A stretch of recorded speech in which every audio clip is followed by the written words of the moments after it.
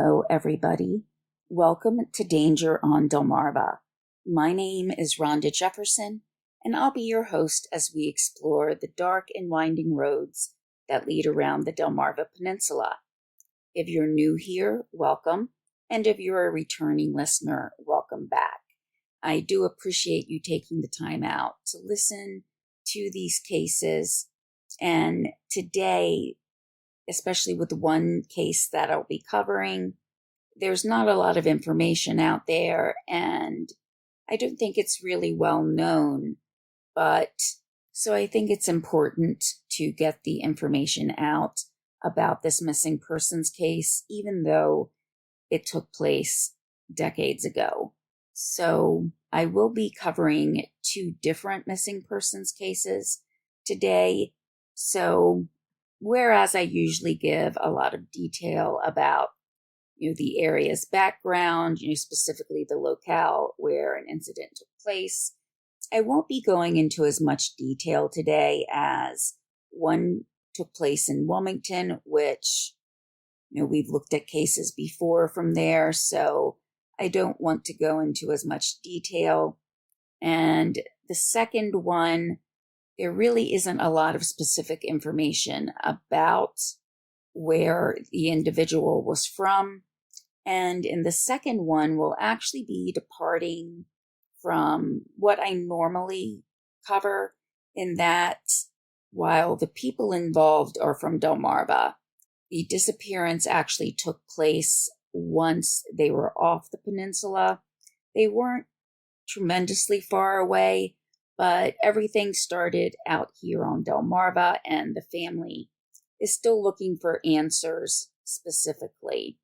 And it's really disappointing in some ways, where in both of these cases, there's not really a lot of information out there, especially in the first one we'll be looking at today.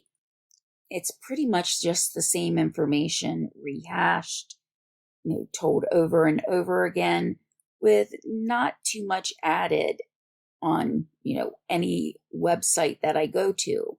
It may come down to not having access to some of my normal resources, but, I was around, at the time where the case or where the disappearance took place, so I would have thought that I would have heard about it, but I've not heard of the case and was pretty surprised that, I hadn't seen or heard anything about it before.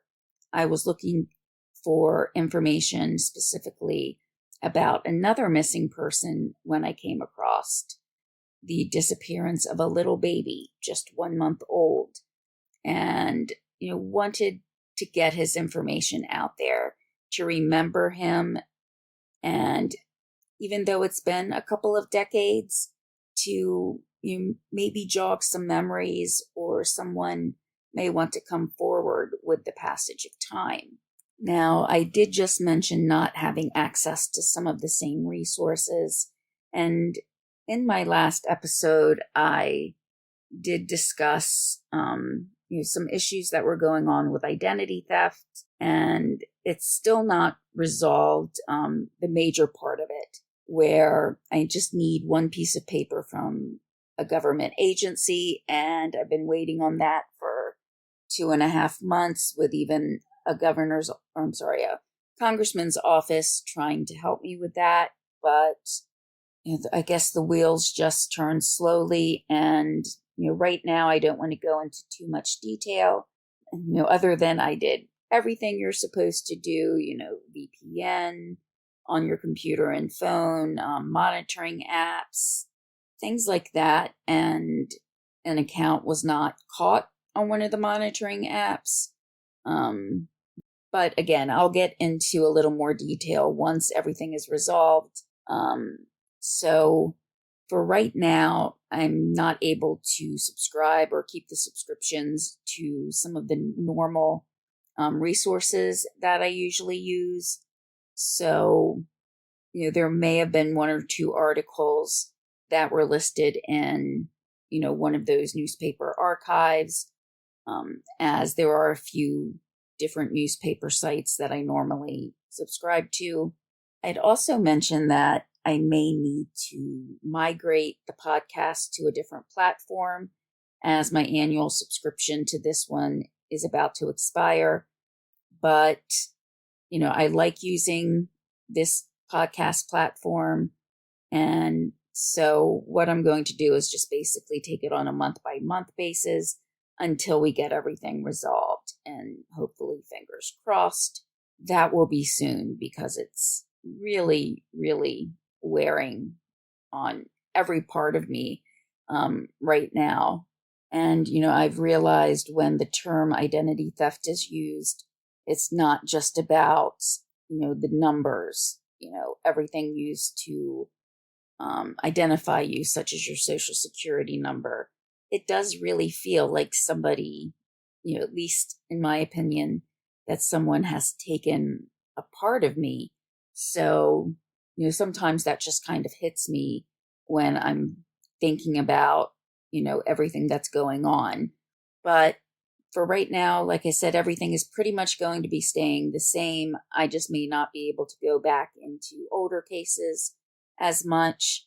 But look, on the bright side, if everything is available without a paywall, that means if you want to go in and look at the information without having a subscription to any of the sources I used, you'll be able to go in and view that information. And also, before I get started, just a couple of things. All of the sources that I use will be in the description of the episode. Also, if you would like to support the podcast, there is a link to PayPal and Buy Me a Coffee. Also, there is a lot of wind tonight, so if you do hear that, I apologize.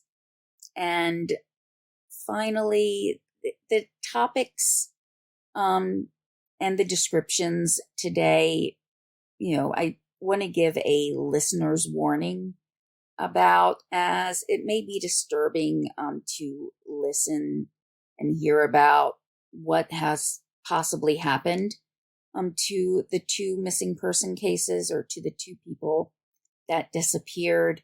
I know one really hit close to home, and I'll talk about that a little bit after we review the case. But I think that's one of the motivators to try to get the information about him out there. So with all of that being said, let's get into today's cases. So with the first case, we'll be looking at the disappearance of a baby, a 1-month-old, and his name is Shaun White. Now, if you follow the Olympics, especially the Winter Olympics, you may automatically think of Shaun White, who is an Olympian. So when you do search the name, pictures of him will come up. And even when, I tried to be more descriptive in finding information about the baby, it still sometimes brought up pictures of the athletes. So just kind of a warning there in case you do search. And one of the things that kind of hit me with this case was a lack of coverage.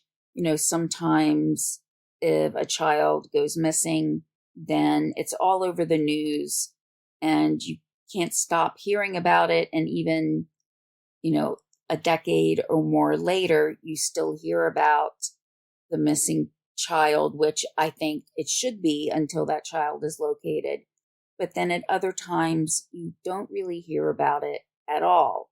Now, I do have to recognize as well that while there was some social media at the time, it really, really was in the infancy. Sorry, no pun intended there.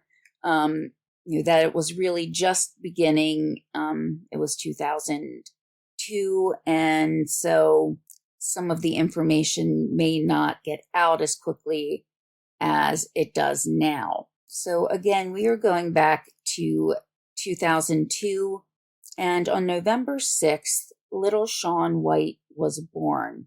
However, his mother didn't have a lot of time with him, as just over a month later, December 8th, 2002, Shaun's father, named Thurman, White picked him up for a weekend visit.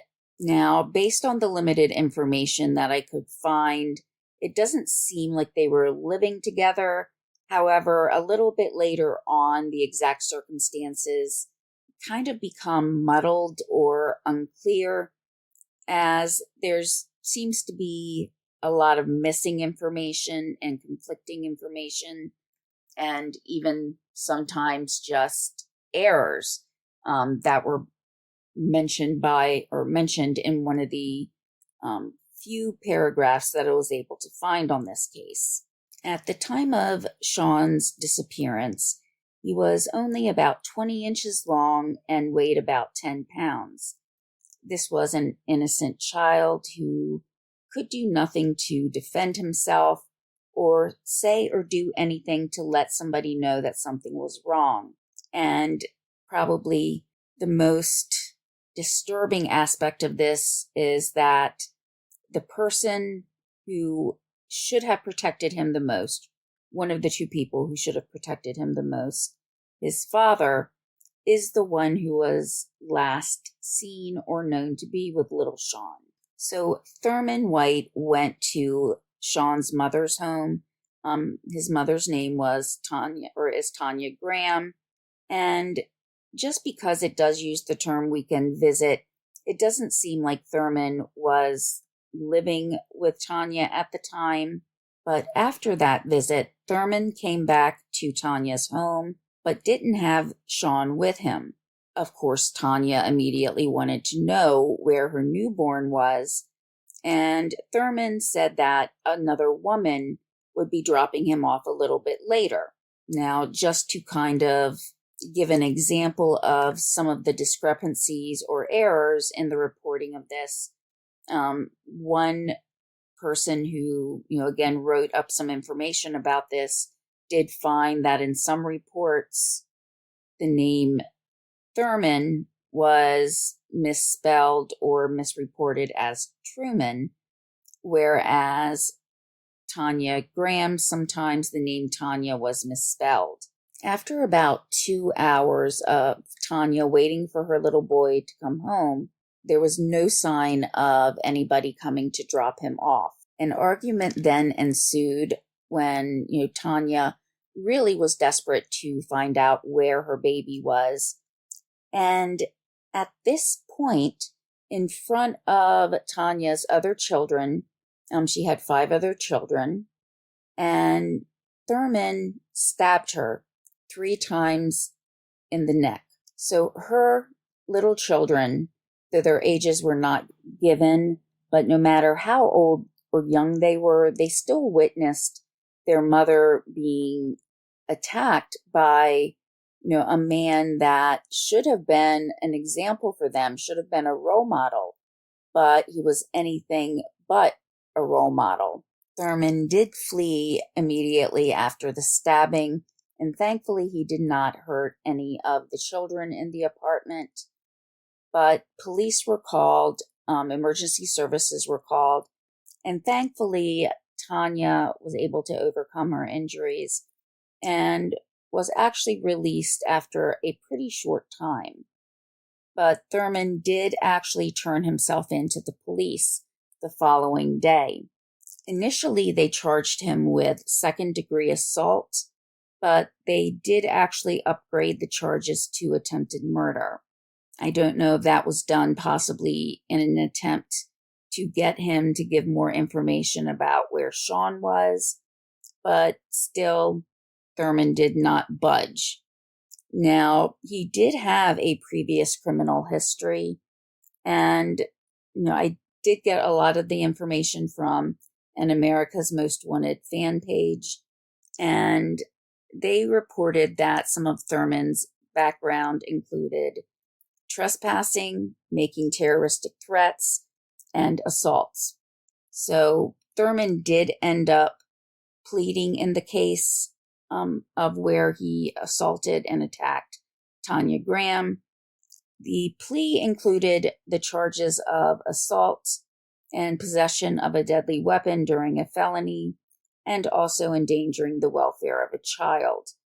That, to me, was not clear whether it meant Tanya's children, but most likely it had to do with Shaun and the fact that they could not find him. Now, the sentence for the attack on Tanya was for 12 years with another 7 years of probation, which, at least in my opinion, with not knowing where baby Shaun was, that sentence seems entirely too light. The police do think that foul play was involved, and given the reaction that Thurman had against Tanya and his previous criminal history, unfortunately, that seems very likely that there was foul play involved.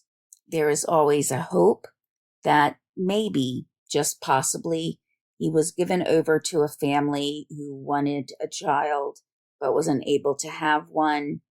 And, they may have even thought that everything was legitimate since it was a parent that was, giving the baby up for adoption. That's just a hope that we can hold out to or hold out for. But to this day, there's been no report of where baby Shaun could be. Recently, with the advancements of DNA technology, if that did in fact take place where he was given to another family, there may come a time when, he may be able to find out who he is.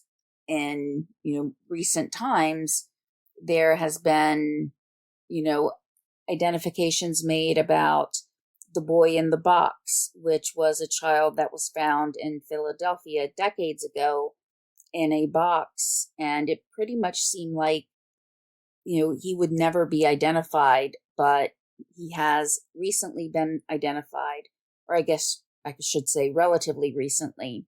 Another case, though not a missing persons case, that was solved a few years ago was the Oklahoma Girl Scout murders, where 3 little girls were murdered at a Girl Scout camp. And they did arrest someone at the time, and he was found not guilty.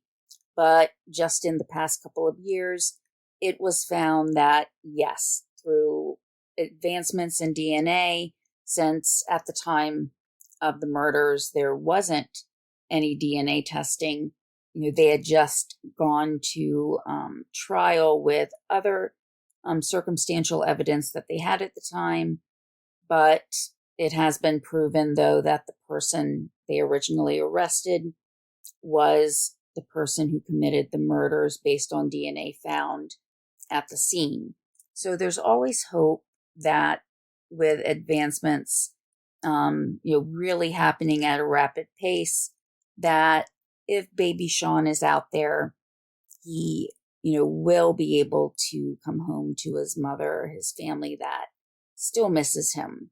But one of the questions to ponder is why Thurman, if it was foul play, what was he looking to accomplish? Why would he hurt his little baby, a defenseless baby? Was it possibly child support? Was it possibly not wanting to stay with Tanya? And as long as there was a connection, through the child, he felt that he would have to stay. We really don't know since he's not talking. And though I know looking at a picture of a 1-month-old from more than 20 years ago probably is not really going to be great at identifying him, but there is, or I will leave a link to some of the posters that were used. Also, there was an age progressed picture that was done. However, that was back in 2013 when he would have only been about 11 years old. The description of Shaun at the time of his disappearance was, again, about 10 pounds and about 20 inches. He is an African American male who had brown eyes and brown hair. And if something does ring a bell from that time period, I know it's almost 23 years ago, Thurman was living at or on the 200 block of 29th Street, and he drove a 1989 Chevrolet GM4 pickup. However, I do not have the color, so I know that's pretty vague.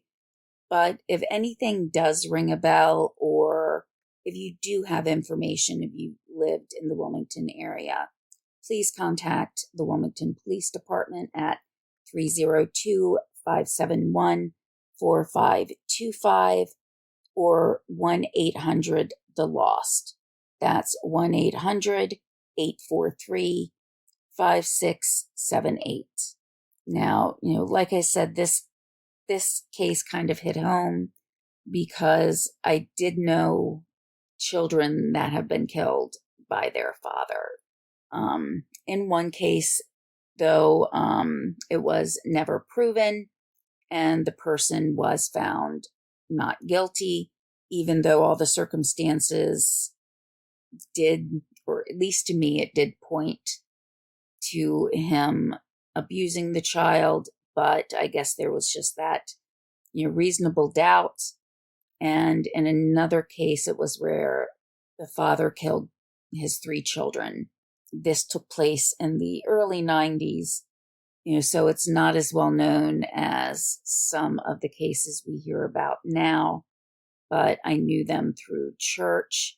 One of the children was in my Sunday school class, and I babysat for them once when, the mother needed some help. She needed to go to the hospital, and, I still think about them quite often. I think about them at least once a day.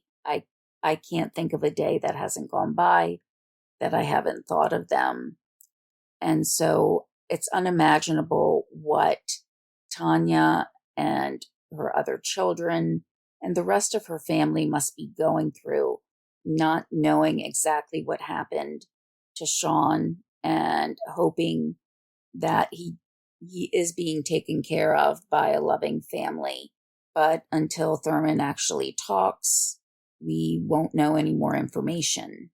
And now we're going to go from baby Shaun to another case where another mother is searching for answers, though it seems pretty clear to most people in the family, and I'm sure to a lot of people who are reading and, looking at the disappearance, that they pretty much know what happened. It's just a matter of trying to get answers, but, given some of the responses from law enforcement, it doesn't seem like that is actually going to happen anytime soon, if ever.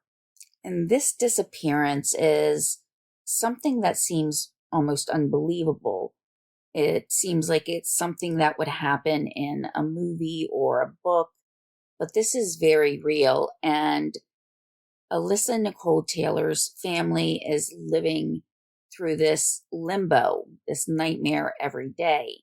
Alyssa was from Oak Hall, Virginia in Accomack County, and like pretty much all of the eastern shore of Virginia, Oak Hall is just a little bit above sea level at 26 feet, and according to the 2020 census, there were 255 people that lived in Oak Hall. So it's very small in terms of population, but probably then, with it being so small, everybody there knew everybody. Now, trying to find some background on this, I did find an article that actually said the population was much lower in the 60s, but I'm going to go ahead and go with the census. Now, Alyssa Nicole Taylor was 25 years old when she went missing. Her family reported her missing on September 20th, though they hadn't heard from her since September 13th. They did know where Alyssa was going and what she would be doing, but she just hadn't made that contact. And when she did leave, she said that she would be back in 2 days. By the 20th, more information had come to light that really caused extreme concern about where Alyssa may be. And again, based on some of the actions of a law enforcement agency in North Carolina, the family wanted to report Alyssa missing in Virginia.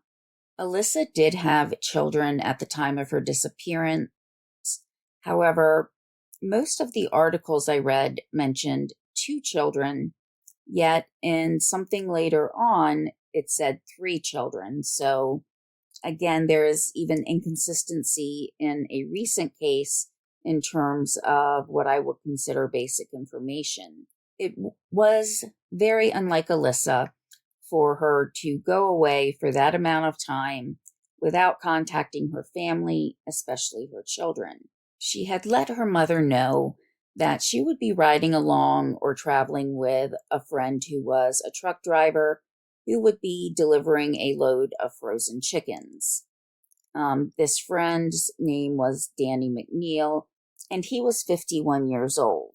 The trip would be going from Delaware to North Carolina, so at some point he would have needed to go north to Delaware and then make his way down to North Carolina.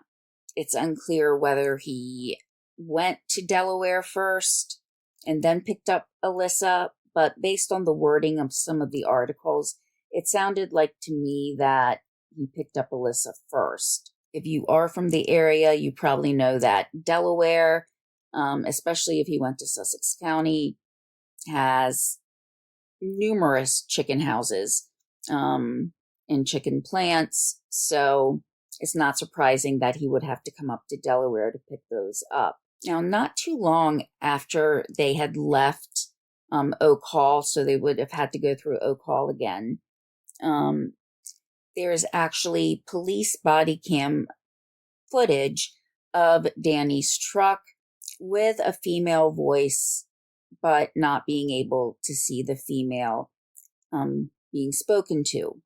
What happened is in Exmoor, Virginia, a police officer noticed that this truck was parked illegally. Once, getting out of the car and approaching the vehicle, Danny was not in there at the time. He was actually visiting a friend. And as the police officer is talking to Alyssa, maybe this was kind of a foreshadowing when the officer could be heard saying, "You're riding in the truck with him and you barely know him? That doesn't sound like a good idea." However, it was not for the reason that most of us would think. However, the officer found that this was probably not the greatest idea. Now, in listening to the body cam footage, Alyssa's maternal aunt, Shelley Payton, said that that was her voice. Once Danny did come back to the truck, the officer, just let him go with a warning. They talked and explained where he was going, and he just let him go on his way. He did wait to make sure that the truck got back on the road safely. And just in case you are wondering about Exmoor, it's about 30 miles south of Oak Hall. So Alyssa left on September 13th.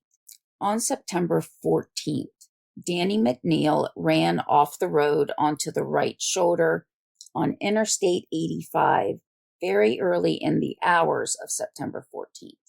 It was around 2:12 a.m., and in an attempt to correct him veering off the road, he was able to get back onto the highway, but actually ended up still crashing into a North Carolina bridge in Hillsborough.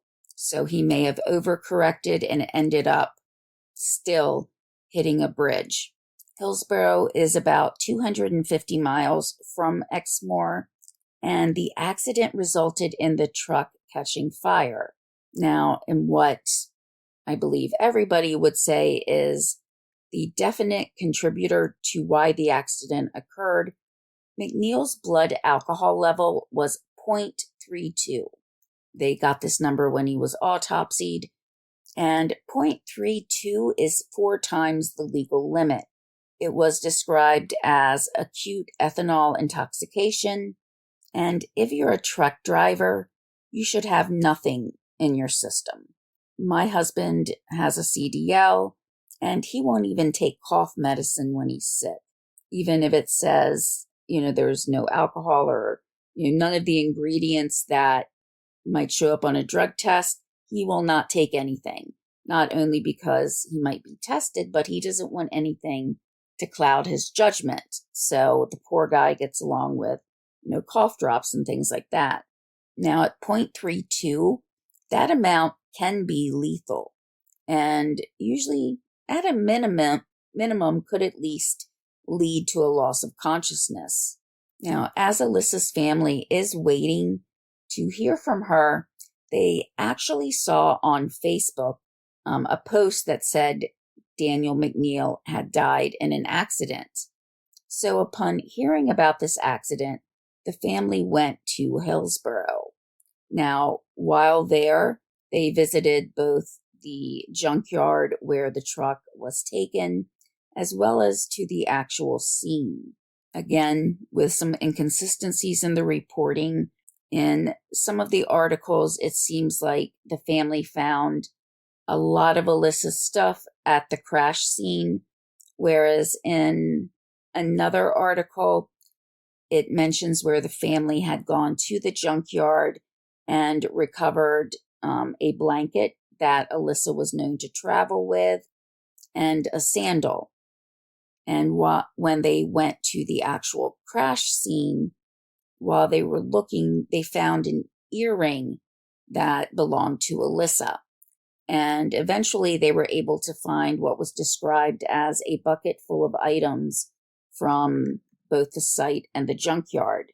So we have an accident that occurred with a man being identified, as well as he had his dog Blue with him, who was also killed in the crash.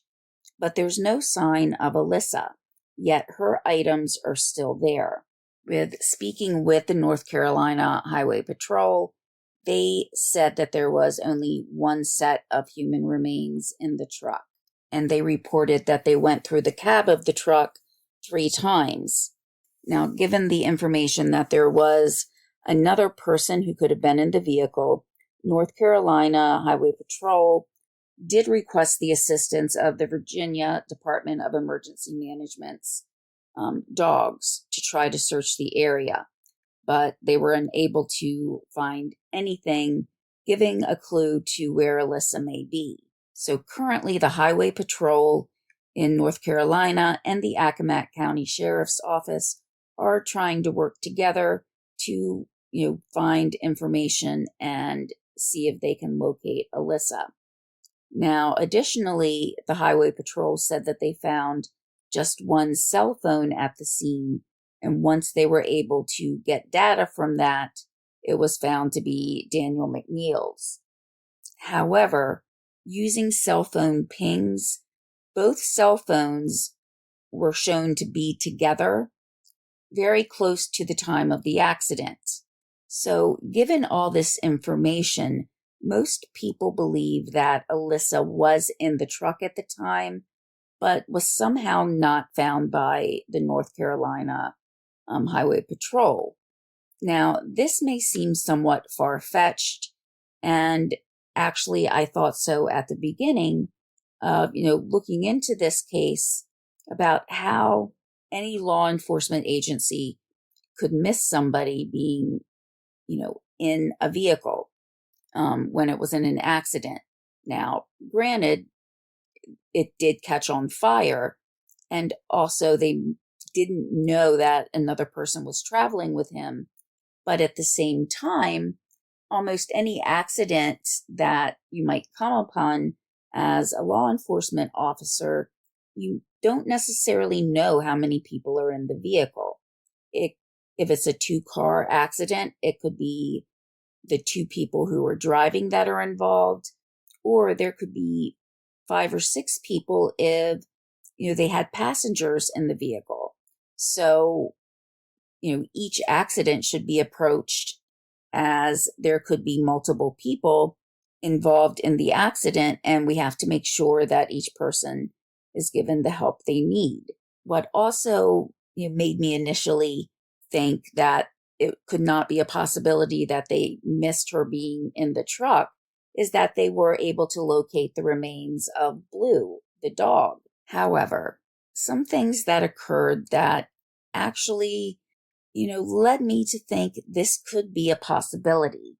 And a lot of it involved the towing company that was used to, haul away the truck as well as dispose of the chickens.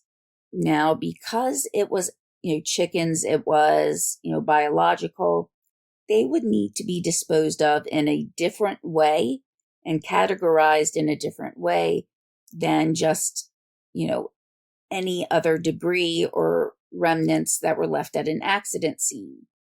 And also, they were covered in diesel from the truck, diesel fuel from the truck. So what was supposed to happen is that the towing company was supposed to take the chickens to be incinerated somewhere in Virginia. However, they actually took the chickens, with diesel fuel on them to a landfill. So you never know what may be in a landfill. So having diesel fuel there is kind of scary. You never know if it might interact with something. Someone might have thrown something away in their normal household garbage. And, I'm not a chemist or anything, but you never know how certain things may react. Or if there's a lightning strike, which is probably more of a possibility than, it interacting with something. But either way, the towing company took the remnants of the chickens, the debris, to a landfill when that is not how they were supposed to be disposed of. So if they're not following all procedure, could they have somehow missed Alyssa being in the truck? And though I know that the towing company is not the department or company that is handling the investigation, but it just kind of gives an overall sense that possibly the proper protocol is not being followed. Now, the North Carolina Highway Patrol has gone on to say that their efforts were exhaustive in trying to find Alyssa, but so far she has not been found. I do find it highly questionable that she would walk away from her life, and just coincidentally, the person she was, riding with had an accident shortly after. What would have had to happen is, since their cell phones were together shortly before the accident, he would have had to drop Alyssa off and then just very shortly afterwards have an accident. And then for some reason, coincidentally, that's when Alyssa decided not to go back to her life. I find that very improbable. So my thoughts did change from there's no way the highway patrol could have missed Alyssa to there is that possibility.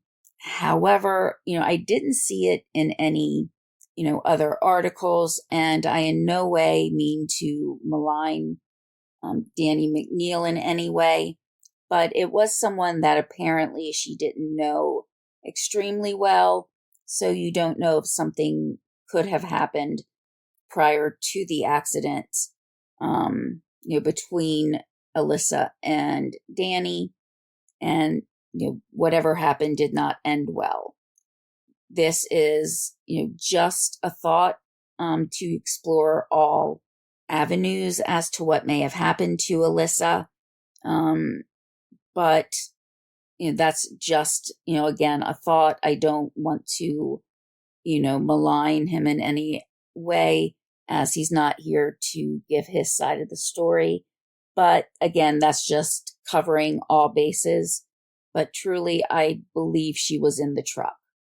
And somehow with, the highway patrol looking at it as a one vehicle accident, they didn't think to look for another set of human remains. And, Blue could have been in a different part of the truck. He could have been in the front seat, or he may not have been strapped in, whereas Alyssa may have been in an area behind the truck. I couldn't find a picture of the truck or the same type of truck, but she could have been in another part of the cab where it's behind, the driver's seat. And since when the police officer was talking to her and you couldn't see her face, it leads me to believe that, it was a bigger truck and she could have possibly been in back and the highway patrol didn't see her in there, which is extremely, extremely disturbing if that was the case. And, given the fact that, the debris, the truck was taken to a landfill, then, it would be like a Hail Mary to be able to locate any remains. And that has to be absolutely heartbreaking for her family not to be able to lay her to rest, as everybody deserves, a proper service and to be laid to rest. Now, I did find an obituary that was published in August of 2024. And it was in that where I read she had 3 children, where in previous reports I had seen 2 children. So I had to go back and double check. And yes, the obituary said 3. Other articles said 2. The obituary, though it was published in August of 2024, it did actually say in there that she had died in an accident in 2022. And I just realized I don't believe I gave the year previously, but it was 2022. I do apologize for that. So it does say that funeral services were held for Alyssa, even though I didn't see anywhere that her remains have been found. It sounds like it was more of a memorial service, but I do hope that was able to bring some closure to her family. And while nothing could bring her back to her mother, her aunt, her children, at least they would have an answer as to where she is, even though they are positive as to what occurred. With the 2 years that have passed, 2+ years, it doesn't sound as though there will be a resolution in terms of finding her. Now, it was because of, the issues with them believing that, the family believing that Alyssa was in the truck, which, her earring was found there. That, to me, seems pretty definitive. But that's why the family actually reported her missing in Virginia, because they wanted the support of the Virginia police, since, their trust in the abilities of the North Carolina Highway Patrol had been dimmed, and again, the Highway Patrol wouldn't control the tow truck driver that took the debris and remnants of the crash to a wrong location, to a landfill, instead of them to be incinerated, which honestly that brings up a whole other nightmare, in that if they had been taken to be incinerated, then there would be even less of a chance that Alyssa's remains could ever be found. But just that trust was broken in terms of them doing a, full investigation. But also, again, with the off chance that someone may have seen something or knows something about what may have occurred, not knowing that it could be of significance at the time, I will leave, links to the stories with a picture of Alyssa. In many of the articles, at the time of her disappearance, she was described as being about 5'5", and it did say that in one of the reports that she weighed about 200 pounds, but looking at the picture, I don't really know if that was accurate. I guess it's always possible that she had a higher muscle mass, but it didn't look like that, at least to me. She had dark hair, it was dark brown, and she had green eyes, and she is a Caucasian female. She does have some tattoos. There's one on her lower back that shows stars and swirls. There's a rose with footprints and hearts, followed by a phrase, "If love could have saved you, you would have lived forever." And that's on her left forearm. It goes from about the middle of the forearm to the wrist. She also has some music notes behind her right ear. That information can be found on NamUs.gov. That's NAMUS.gov. And that is also where I went to verify that her remains had not been found, because if they had, there would have been an update. But again, at this point, having been a couple of years, it doesn't seem as though that will be likely. And my heart goes out to both of the families, as well as any other family that is going through this limbo, this nightmare of not knowing where your loved one is. That has been the worst nightmare, after having children, about what if something ever happened and I didn't know where they were. I think anybody who's ever cared for a child, whether, it's your own child or not, if you can't see them for just a few seconds, you panic. And especially then, if you are the parent, that feeling just goes, it's just like it's a drop. You feel it from, kind of your chest to the pit of your stomach. And just for the families and any family going through this, I just cannot imagine. Now, I have been finding more and more missing persons cases.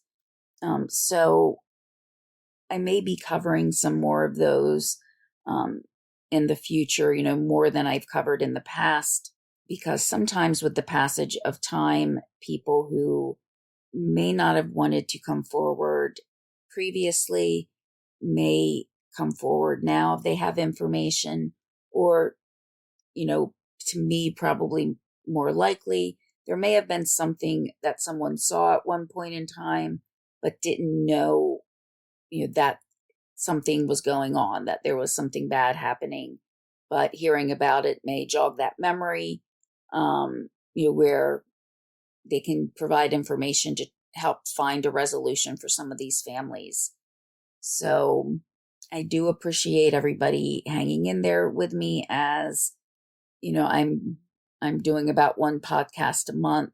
I'm hoping to eventually get back to at least doing two, but like I've said in the past, I don't want to make those promises if I'm not sure if I will be able to, with some of my health issues and the treatments that I go through. But I have always been someone who likes to research, who likes to find things out, and especially when there's no resolution, it just kind of drives me to find out more about what happened. So I do hope everyone has a great rest of your day whenever you're listening to this. And hopefully, if you are on the Eastern Shore, that the wind dies down a little bit, as it's really starting to whip up around me. So hopefully that does not come through on the episode. But again, I appreciate everybody tuning in, and I will talk to you soon. Bye.